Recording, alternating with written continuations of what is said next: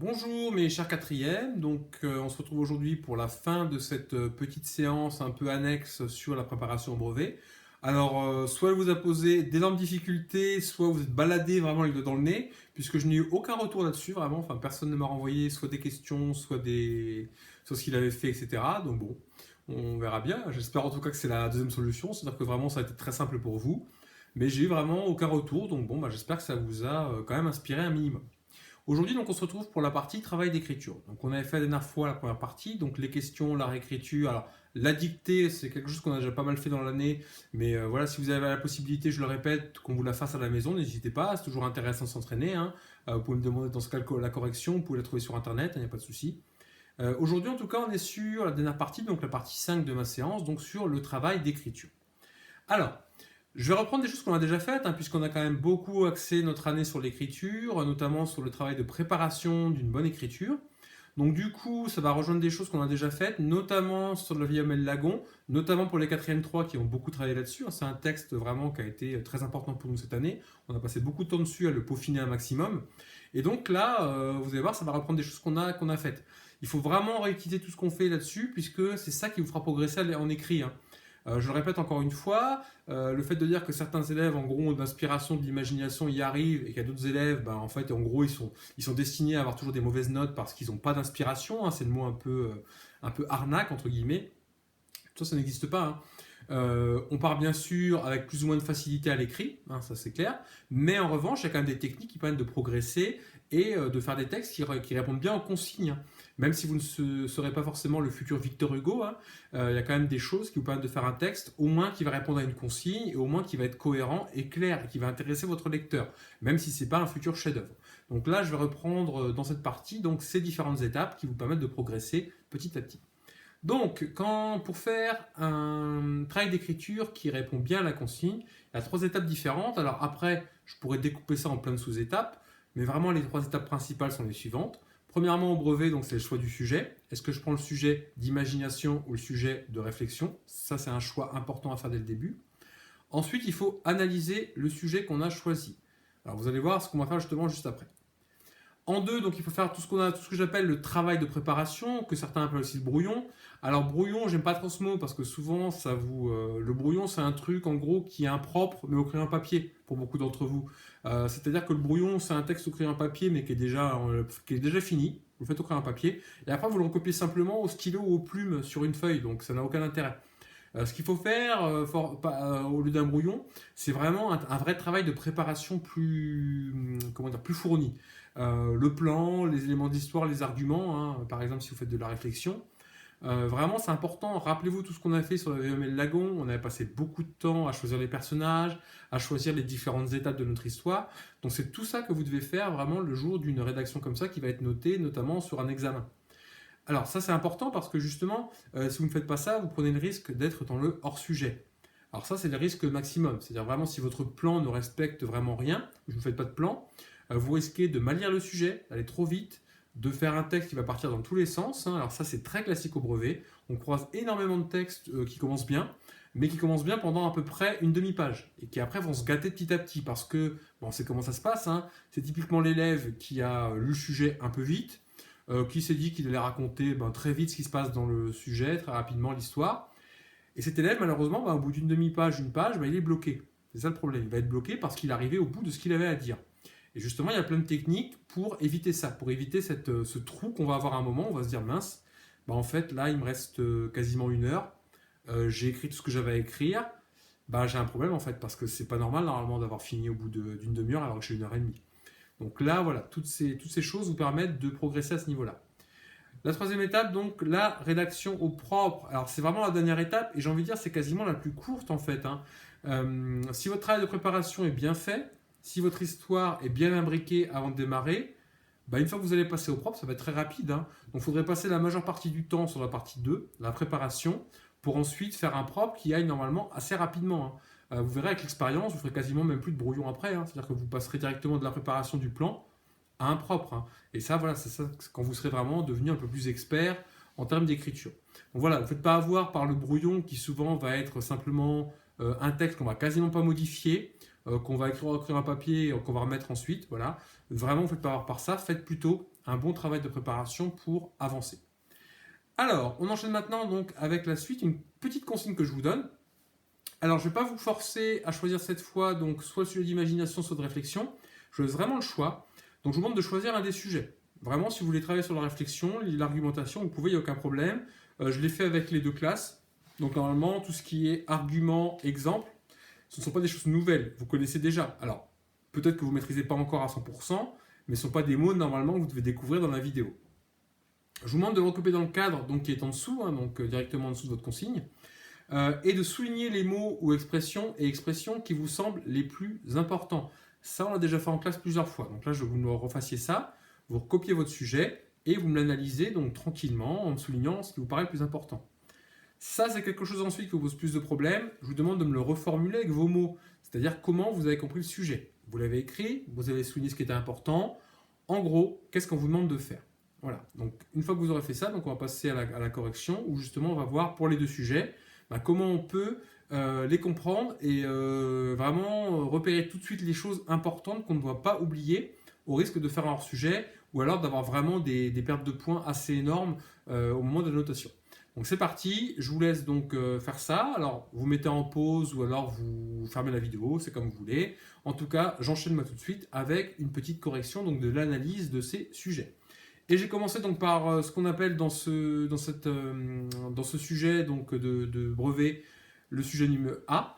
Donc pensez-vous, comme la grand-mère de Nina, qu'avoir un métier soit synonyme de liberté et de pouvoir. Votre rédaction sera d'une longueur minimale d'une 60aine de lignes, 300 mots environ. Alors, je vais tout de suite évacuer le problème de la longueur. Je vous l'avais dit, donc il y a des longueurs normalement qui sont qu'on doit respecter au fil des années au collège en progressant. Donc, en gros, c'est à peu près une page en 6e, une page et demie, 2 pages en 5e, 3 pages en 4e, et normalement en 3e, il faudra arriver à faire une copie double. Alors ça, quand on dit ça, quand on parle de ces tailles-là, ça sous-entend que derrière, il y a un texte qui est bien construit. Si vous faites faire une copie double en mettant n'importe quoi, en remplissant, c'est facile. Faire une copie double avec un texte qui est bien maîtrisé du début à la fin, avec des parties qui s'enchaînent correctement, en respectant bien la consigne, c'est quand même un peu plus compliqué. Donc il faut mieux faire un texte un peu plus court, c'est-à-dire si vous arrivez à 50 lignes, 40 lignes, voilà, vous dites pas mince, j'ai pas fait 60 lignes.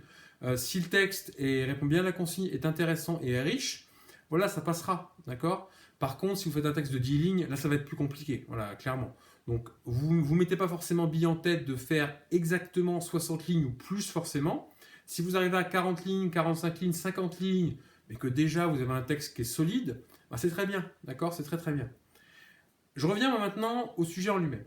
Alors, en rouge, vraiment, le plus important, et en vert, ce qui est un peu plus accessoire. Donc vous, ce que vous pensez, c'est une argumentation, c'est une réflexion, donc c'est vous qui prenez la parole. Comme la grand-mère de Nina, c'est-à-dire que là, on doit se baser sur le point de vue de la grand-mère de Nina. Donc c'est-à-dire que il faut vraiment, reprendre ce qui a été vu dans le texte. Alors, 2 mots très importants ici, donc un métier et la liberté et le pouvoir. Ça, c'est vraiment 2 mots importants. Il faut vraiment non pas partir sur juste la liberté, c'est vraiment la liberté en lien avec un métier. C'est vraiment le fait d'avoir un métier. C'est vraiment un sujet sur l'emploi. Donc si vous ne parlez pas du tout de métiers, vous ne donnez pas d'exemple de métier au fur et à mesure de votre écriture, ça va vous poser un gros souci. Ça va vous poser vraiment un gros problème. Donc vraiment, faites-le bien. Il faut vraiment que vos arguments soient axés là-dessus. Alors, si je reformule donc, alors là j'ai un peu exagéré, j'ai mis il faut appuyer le point de vue de Sacha avec nos arguments et nos exemples. Alors ça, c'est si vous pensez bien sûr que, si vous êtes d'accord pour dire qu'avoir un métier, c'est un signe de liberté et de pouvoir. On peut très bien aussi ne pas être d'accord. Donc là, on peut très bien avoir comme thèse que oui, avoir un métier, ça permet d'avoir de la liberté et du pouvoir. Donc on peut aussi avoir comme thèse que non, pas du tout, c'est pas du tout le cas. On va rester sur quelque chose de simple. Donc vraiment, si vous faites ce sujet-là, vraiment faites juste 3 arguments. Soit 3 arguments pour dire oui, effectivement, un métier, c'est le pouvoir, c'est la liberté. Ou 3 arguments pour dire non, pas du tout, moi je ne suis pas d'accord. Un métier, ça n'apporte pas forcément la liberté et le pouvoir. Donc là, vraiment, c'est à vous de décider. En tout cas, et ça je l'ai remis en bas quand j'ai reformulé, mes arguments vont devoir tourner autour de l'emploi, du travail, qui permet d'être libre et de faire ses propres choix. Au contraire, justement, l'emploi et le travail qui ne permettent pas d'être libre et qui ne permettent pas de faire ses propres choix. Donc avoir un travail n'est pas synonyme de liberté.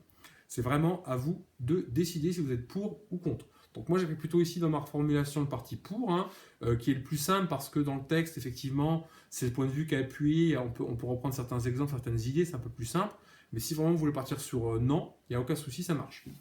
Le sujet B maintenant, qui était un peu différent puisque c'est un sujet d'imagination de type suite de texte. Alors exactement comme ce qu'on a pu faire sur le Vieil homme et le lagon pour ceux qui l'ont fait en détail ou sur plein d'autres travaux d'écriture que j'ai donnés dans l'année. On a le texte et on doit écrire justement ce qui va se passer juste après ou un peu plus loin dans le texte. Donc la jeune fille, donc cette chère Nina, annonce sa décision finale à Vladimir.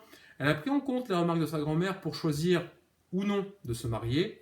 Imaginez le dialogue entre les deux jeunes gens, enfin des deux jeunes gens d'ailleurs, et les réactions qu'ils suscitent. Alors, j'évacue tout de suite la question de la longueur, j'en ai déjà parlé avant, c'est la même chose pour le sujet d'imagination. Alors, là ici, il y a plus de choses à voir. Donc, ce que j'ai mis en rouge, c'est vraiment ce qui va être le cœur du sujet, le plus important, les fondations de votre rédaction, et ce qui est en vert, c'est un peu différent. Alors, il y a les réactions qui n'est pas en rouge, mais il devrait être en rouge, hein, vraiment, c'est très important. Donc, la jeune fille annonce sa décision finale à Vladimir. Donc ça, c'est important, puisqu'effectivement, ça va être les deux personnages centraux de votre rédaction. Alors, il peut y avoir d'autres personnages, hein, pourquoi pas faire intervenir la grand-mère à un moment, des membres de la famille, mais vraiment, les deux personnages au cœur de votre rédaction, c'est Vladimir et Nina. D'accord ? C'est vraiment eux qui doivent avoir le beau rôle dans l'histoire. Alors, elle a pris en compte les remarques de sa grand-mère pour choisir ou non de se marier. Donc là, vous avez un choix à faire. C'est-à-dire qu'il va falloir choisir dès la préparation, il ne faut pas choisir ça quand vous êtes au propre en train d'écrire. Hein. Il faut choisir tout de suite, voilà. Est-ce que j'ai choisi de faire en sorte que Nina dise oui à Vladimir, oui, je vais t'épouser. Ou au contraire, elle va dire non, bah écoute, je suis pas prête, j'ai pas envie de me marier avec toi. Et elle donne ses raisons. Voilà. En tout cas, vous devez faire un choix ici clairement dès le travail de préparation. Tous ces choix-là doivent être faits avant. Hein. Si vous commencez à écrire avec, même au brouillon, hein, même si vous commencez à écrire au brouillon plein de phrases en commençant à écrire l'histoire et que vous ne savez pas où elle va, ça va vraiment vous poser problème. Il faut vous poser 5 minutes, vraiment, et écrire dans un coin de votre feuille au moins ça. Est-ce qu'elle choisit ou pas de se marier ? Très important, donc il faut imaginer le dialogue. Alors, excusez-moi, je vais un peu vite. Les remarques de la grand-mère, je n'en ai pas parlé, parce qu'effectivement, il faut rebondir sur le texte d'avant. Hein. C'est-à-dire qu'elle prend sa décision après avoir eu cette discussion avec sa grand-mère. Donc ça, on peut en reparler dans la rédaction justement. Quand il va lui demander pourquoi elle a changé d'avis, par exemple, pourquoi elle veut plus se marier, pourquoi elle veut se marier, pourquoi elle est insistante pour se marier, etc. Ben, elle peut dire justement qu'elle a parlé avec sa grand-mère et que sa grand-mère a eu des arguments intéressants. Ou au contraire que ces arguments ne l'ont pas du tout convaincu. Donc il faut rebondir un peu sur le texte et pourquoi pas même, dans le meilleur des cas, le relire. Hein, c'est encore mieux. Donc j'arrive à la suite. Donc imaginez le dialogue des deux jeunes gens. Donc c'est clairement un texte vraiment de dialogue. Il faut que le dialogue vraiment prenne le cœur du récit. C'est un peu comme ce qu'on avait fait sur le Vieil homme et le lagon, hein, si vous en rappelez. Rappelez-vous, on avait toute une partie, la partie 2, qui était vraiment une partie complète de dialogue. Hein. C'était que du dialogue. Donc là c'est pareil, il faut vraiment qu'il y ait une partie dialogue à fond. Et justement, il faut les réactions, c'est-à-dire que ces deux personnages sont à un moment important de leur vie, ils ne peuvent pas juste se parler comme ça, comme s'ils parlaient du temps qu'il fait, quoi, du beau temps. Non, là vraiment c'est une question de mariage, ça a l'air important pour eux, Nina est jeune quand même, elle a 16 ans, ça va impacter sa vie à long terme, donc il faut absolument voilà, que ça suscite des réactions, quoi. Alors qu'elles soient positives ou négatives d'ailleurs, peu importe, hein, selon ce que vous aurez choisi. Il y a quand même une petite subtilité à la fin, ça doit mêler dialogue et narration. Donc ça, j'en parlais juste après. Regardez. Donc voilà ma reformulation. Donc Nina a pris sa décision concernant le mariage avec Vladimir. Elle accepte ou refuse, à nous de choisir, sa demande en mariage. Il faut qu'elle explique sa décision, hein, vraiment expliquer pourquoi elle a fait ce choix. Sinon, votre dialogue va très vite tourner en rond. Hein. Si elle dit « Ah, Vladimir, j'ai envie de t'épouser. Oh, super, marions-nous » et que votre dialogue s'arrête là, ça va être compliqué. Donc il faut qu'il y ait quand même une explication. Soit, voilà, pourquoi je veux me marier avec toi, soit au contraire, pourquoi je refuse. Et justement, là, les réactions vont arriver. Hein. Donc il faut aussi montrer les réactions des personnages. C'est un moment important. Donc Vladimir, ça ne veut pas se marier avec lui, voilà, il peut avoir plein de réactions différentes, hein, de la tristesse, de la colère, de l'incompréhension, vraiment faire plein de choses. Au contraire, si elle décide de se marier avec lui, alors sans doute le plus simple, c'est qu'il va être très joyeux, très heureux, et pourquoi pas, on peut imaginer aussi que Vladimir, au final, peut-être que lui aussi a changé d'avis, peut-être qu'il n'est pas si heureux que ça de se marier, qu'elle va être, voilà, elle va peut-être être déçue du coup, je me marie avec toi, c'est tout ce que ça te fait, quoi. Voilà, donc ça peut être intéressant aussi si vous voulez un peu complexifier le texte, hein, pour ceux qui ont envie de faire un truc un peu plus compliqué. Et attention, le sujet nous demande aussi d'insérer de la narration. C'est-à-dire que vous n'allez pas pouvoir commencer par un dialogue et faire 3 pages de dialogue, ça ne marchera pas. Donc il faut insérer de la narration dans votre dialogue. Alors ça peut être par exemple une première partie, sur par exemple, alors ça par contre ce qu'on a fait sur le Vieil homme et le lagon, hein, l'arrivée de Nina au rendez-vous, dans quelles conditions ce rendez-vous est fait. N'oubliez pas les descriptions, ça c'est très bien dans ce genre de texte, hein, comment Nina est habillée, à quoi elle ressemble. Vu qu'on n'a aucune précision dans le texte hein, sur elle ou Vladimir, vraiment on peut les imaginer comme on veut. Donc ça, pareil, c'est de la narration intéressante. Vous allez mettre de la narration aussi pendant le dialogue, hein, c'est-à-dire qu'ils vont pas se parler en restant comme ça face à face sans qu'il se passe rien. Donc il peut y avoir des moments où ils vont marcher un peu ensemble, ils vont changer d'endroit, il peut y avoir un moment où ils parlent pas, ils vont marcher en silence. Peut y avoir un moment, je ne sais pas, où Vladimir, si elle refuse, bah, il va partir en courant, il va être enragé, elle va le rattraper peut-être ou pas. Enfin voilà, il peut y avoir plein de choses différentes. Mais en tout cas, il faut de la narration. Il faut vraiment que les deux soient insérés ensemble, hein. Ça, c'est très important et c'est pour ça aussi qu'on avait travaillé sur le Léomel Lagon. C'est une compétence d'écriture qui est très importante à avoir, hein. Il ne faut pas trop séparer les différents types de discours que vous allez utiliser. Vous pouvez pas faire simplement, voilà, on me demande du dialogue, ok, je vais faire que du dialogue. On me demande de la narration, ok, je fais que de la narration. Il faut vraiment réussir à mélanger un peu tout ce que vous connaissez, quoi. La description, du dialogue, du récit, de la narration. Il faut vraiment utiliser tout ça pour faire un mélange qui fonctionne. Donc, très bien pour ça. Alors, la consigne, donc la dernière consigne que je vous demande, donc est la suivante. Je vous demande de faire un plan en 3 parties pour le sujet que vous avez choisi. Donc pour le sujet A, il faut me trouver 3 arguments et 3 exemples associés. Donc soit 3 arguments pour me dire que oui, le travail amène la liberté et le pouvoir, ou soit non, pas du tout, c'est pas du tout le cas. En revanche, n'oubliez pas, un argument, un exemple, un argument, un exemple, un argument, un exemple. Pour le sujet B, je veux donc les différentes phases du dialogue, donc du texte entre Nina et Vladimir. Comment vous allez découper ça en 3 parties, hein, comment vous allez découper cette histoire en 3 parties. Donc je vais m'arrêter là-dessus, donc je vous laisserai un peu de temps pour me faire ça. Alors vraiment, essayez de me renvoyer vos plans si possible, hein. J'ai assez peu de retours en 4e au final, donc essayez un maximum de m'envoyer vos plans, puisqu'après je vous demanderai de me faire le texte entier. Donc si vous découvrez sur Pronote un jour, ah bah tiens, il faut faire le texte dans 2 semaines, mais quel texte, qu'est-ce qui se passe? Ça va être compliqué pour vous, hein. Ce que je vous demande, c'est assez complexe quand même. Donc vraiment, renvoyez-moi si possible tout ça, que je puisse vous dire, voilà, ok, ton plan il est bon, tu peux démarrer. Au contraire, ton plan il va pas du tout, là tu es complètement hors sujet, ça ne va pas. Voilà ce que je te propose. Donc n'hésitez pas à faire ça, voilà, pour être mis sur les bons rails. Donc vous faites ça tranquillement, vous me trouvez le plan. Si vous pouvez me le renvoyer, c'est parfait, c'est tant mieux, je peux vous donner mon avis. Et si vous ne le faites pas, voilà, malheureusement, bah, vous risquez de tomber un peu hors sujet. Donc si vous ne le faites pas, au moins essayez de faire un plan qui se tienne, reprenez ce qu'on a fait sur Véomel Lagon pour essayer de faire un plan vraiment efficace. Je vous laisse là-dessus, donc pour l'instant, attention, hein, je n'ai pas encore demandé de faire le texte intégral, pour l'instant on est au plan, ça viendra un peu plus tard, d'accord, je laisse un peu de temps déjà pour digérer cette séance, et en fin de semaine, donc je vous mettrai sur Pronote, donc une date à laquelle il faudra me rendre le texte, avec une consigne vraiment précise, et puis un barème, donc ce sera fait, vous inquiétez pas, de manière très claire. On se retrouvera donc la prochaine fois, on reviendra donc à la fois pour ça, donc pour le texte intégral, mais aussi pour une séance sur les médias, on va revenir là-dessus, hein. Donc il y a encore 2 petites séances sur les médias, comme je l'avais dit, la séquence a été un peu coupée, et ce qui nous laissera donc, on va dire, la moitié du mois de mai et le mois de juin pour Roméo et Juliette, qu'on arrivera quand même à étudier, je l'espère, dans de bonnes conditions. Voilà. Je m'arrête là-dessus, donc je vous souhaite une bonne semaine, de belles journées, donc malgré le confinement. Et je vous dis à bientôt et je vous dis au revoir.